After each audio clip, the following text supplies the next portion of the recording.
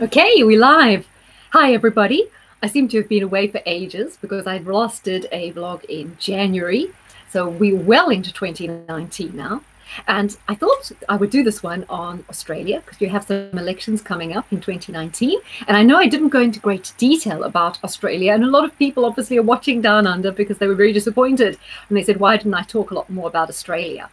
So first up, let's talk about Australia's chart now.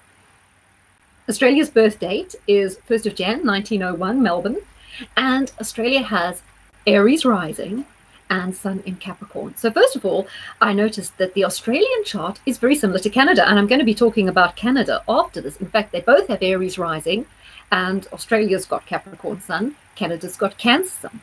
Both Canada and Australia are also similar to France, and particularly Australia, who is also governed by the Jupiter-Neptune cycle. So I'm thinking about France and all the Yellow Vest protests, and I think that something down the line similar to that could be coming to Australia. Something else is worth noting that I've picked up. Nearly all the Anglophile countries and also the G7 countries are cardinal countries. So for example, we know the UK is a Capricorn, Australia here is a Capricorn, New Zealand's a Capricorn. But Cancer is United States and Canada. Then the Librans are Germany, France, and China. Pre-war Japan was also a Capricorn, but the current state of Japan we do based on a Taurus. So isn't it funny how all those countries are all the cardinal signs? None of them are Aries, but as we see in the case of France, Canada, and Australia, they have Aries rising.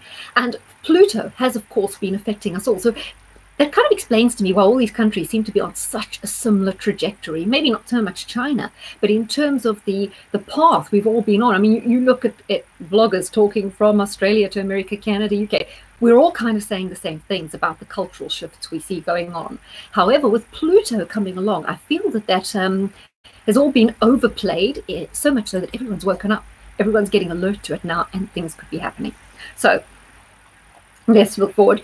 So Aussies are Aries rising. Now, I think that really matches because they are such a competitive, outgoing, call it a spade, a shovel nation. You know, you Aussies are right up there. You're direct, you're upfront, very straightforward people. And I think that is really says it all. Hey, with the Aries rising, you don't pull your punches, mate, do you? We have a huge amount of planets. We've got there the Sun, Saturn, Mercury, and Jupiter all in the 9th house, which also says to me that this is such a sports-loving, outdoor-loving nation. It also tells me that this is a very, very large nation, right? Because all that Jupiterian 9th house influence says to me wide open, expansive, pioneering, rugged. You know, you have this idea of vast expanses across the desert as rock, how Australia is also very far from the rest of the world, so people have to make a big effort to get there. So it does have this very far away exotic flavor, and you feel that the birth of Australia, you really had to be pioneering to want to go down there and tame the outback and tame the wild. Hence this adventurous spirit that permeates the character of the nation. Now we have Moon in Taurus in the 2nd house, so a nation based largely on agriculture, also on tourism. And the moon is favorably placed in Taurus because Taurus, the moon is dignified in Taurus, and also the Venus is in the 8th house. I do feel Australia has not seen its finest hour yet in terms of prosperity. It can be a country that will become increasingly and increasingly prosperous. So the road ahead for Australia looks bright. I see that it is a country that still has a way to go in terms of growth and of industry and of its development. Right, it's got Mars in the 5th house in Virgo. So again, sporting skill. You do associate Australia, some of their greatest achievements on the cricket pitch, on the rugby pitch. This is a very competitive country, a sporting nation. Right, so what is important is Pluto has been affecting the Sun, and it will be affecting the midheaven in 2021. A lot of what's happening in Australia, I think, is quite similar to what's been going on in the UK. So, for example, because of this Pluto approaching the midheaven, I think that coming up to 2021, there's also going to be some sort of political earthquake, something really important happening. But looking forward to the election that's coming up this year in 2019, I think it'll be a very, very narrow win for your Liberals, which is like your centre-right party, right? For people who aren't watching, it's the Liberals versus the Labour, and the Liberals there are like the centre-right party. I think it'd be very, very narrow win, because there is a kind of similarity to the year 1923, and that in that particular year the Prime Minister resigned and he wouldn't govern in coalition. So there was actually a coalition that fell apart. Okay, there's also a correlation to the year 1931, when the Nationalist Party was doing well and when there were new political parties. That year there was actually a vote of no confidence in the government and it fell apart. So what I think will happen is it will be such a narrow victory for the Liberals. It will be very hard to govern, and the government will teeter like this until it kind of, there's, they might have to, could change very easily towards where there's a coalition. Coalition could be hard to hold together, and it may fall apart, meaning, you have to have new elections or whatever. I also see a great disillusionment growing with the parties you have, and new political parties being formed that could radically alter your political landscape going towards 2021. So while this year it's going to be extremely split and quite volatile, because no one's got a clear majority to lead, and because everyone's feeling a little, kind of edgy, it will pave the way for new parties and new developments, and it'll be a changing political landscape. So I say quite similar in a way to what we're having here with Theresa May, where she hasn't got enough power to exercise control. And I think in Australia it's going to be a lot like that again. So I was talking of the similarities to 1931. There was a vote of no confidence in the government, so I think that could happen as well as possibilities, because there's such a narrow margin. There could be a vote of no confidence at some point, a breakdown of the system, a hung parliament, a kind of lack of governance, and even splits within the parties, like we've seen here in the UK with this new party that's split off, right? So couple of the Tories and a couple of the Labour split off to make a new party. I see similar things happening there in Australia. And I also think that this is going to be the start of a decline for Labour. So now, while Labour may do fairly well in these elections, it'll begin to see a decline. It might be their party who are going to suffer the resignations and people leaving to possibly form new parties. Now, the other important thing that showed up twice in the chart was the building of Sydney Harbour Bridge, when it was started and when it was open. So I'm wondering if this year there could be something happening in Australia to do with maybe a major renovation or something like that connected to Sydney Harbour Bridge.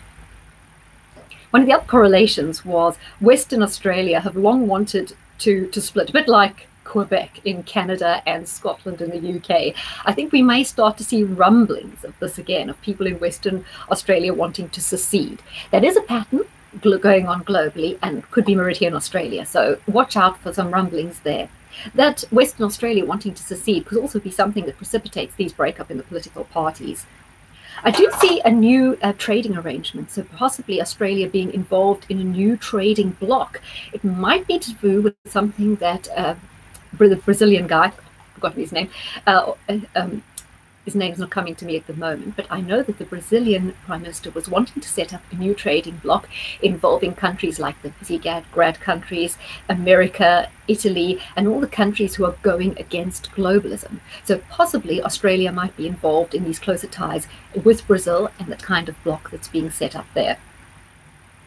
I also see some sort of exploration that Australia is doing in Antarctica, possibly some oil discovery in the areas of Antarctica where Australia has rights. So we're looking for something there, a relationship between Australia and something important going on in Antarctica.